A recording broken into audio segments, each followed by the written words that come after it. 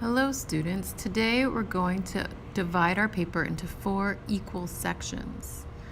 To do that with a 9 by 12 paper, we will start with a ruler and we're going to bring it to the top edge nice and straight. Take your time to line it up nice and straight with the edge, the end at one side, and we'll see that it's 9 inches across.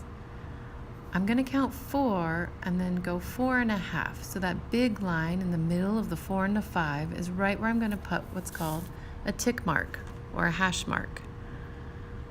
I flipped it around. I'm going to do that on the other side. I make sure it's nice and straight. Count 1, 2, 3, 4.5, because 4.5 is half of 9. So both ends now have a little tick mark right in the center. I want to do that on the 2 sides now as well. I'm going to line up the ruler nice and straight along the top. It's 12 inches long, we can see. So half of that is 6. I'm going to carefully make a tick mark right where the 6, the big line by the 6 is.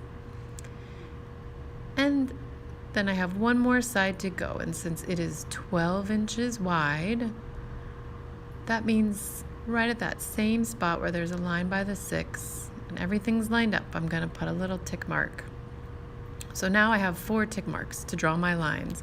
Whenever you're drawing a grid, you need the tick marks on all 4 sides. So the first thing I'm going to do is line up the ruler carefully, the edge, to cross through the 2 tick marks, and then run my pencil along that line.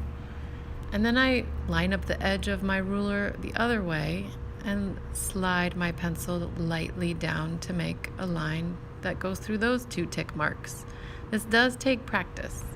So just as a reminder, we're looking at 4.5 on the short side and 6 on the long side. All right, have fun drawing your lines.